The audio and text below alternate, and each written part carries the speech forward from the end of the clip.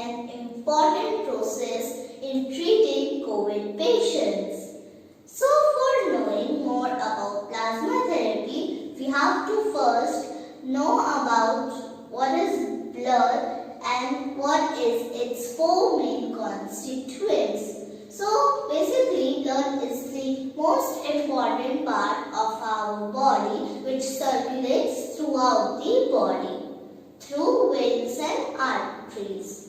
So let's just talk about the four main constituents of blood. The four main constituents of blood are WBC, white blood cells, RBC, red blood cells, platelets and plasma. So let's get know about the percentage of the four main constituents in the blood.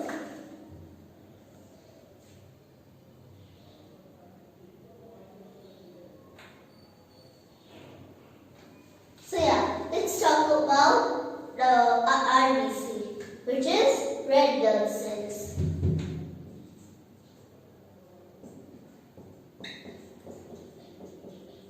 Okay, 45% RBC. This is WBC, which is less than 1%. Then platelets, which is also less than 1%. So these are all not the main.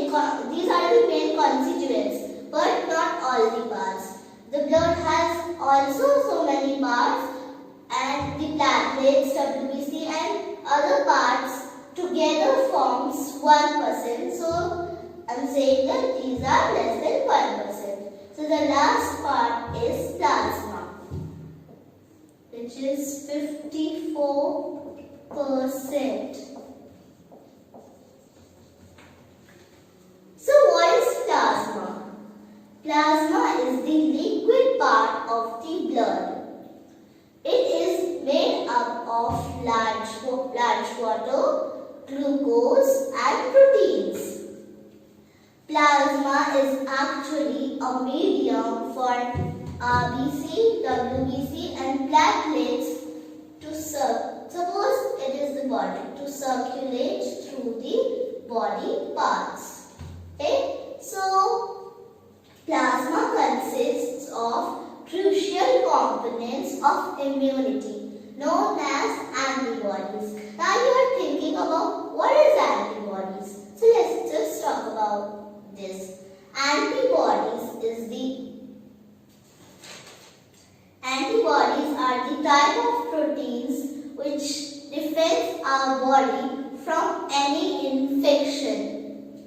So all the parts have been completed. So now let's just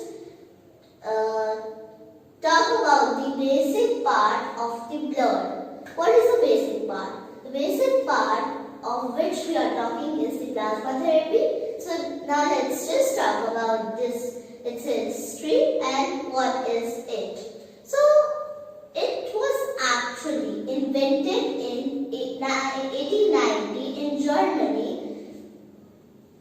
in Germany, and it was used to resent Ebola virus outbreak also.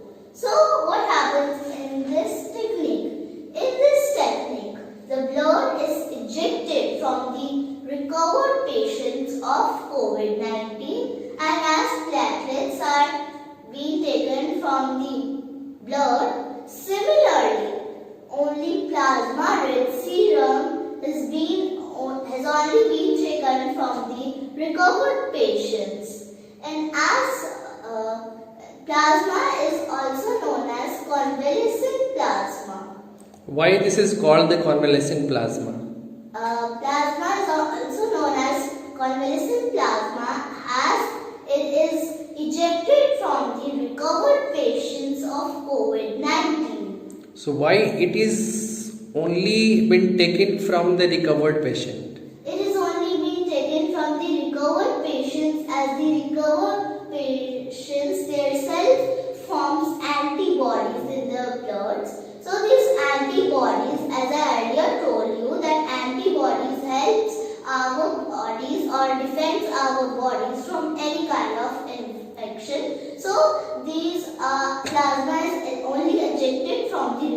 patients and then transforms into the suffering patients of COVID-19 so that they can also be recovered. And as per research, 200 ml of convalescent plasma can treat 10 COVID patients, but it is still in research. So let's take one other example. So for example, I have 500 ml of convalescent plasma. So how many patients can be treated through this? Think. Yes, you got it.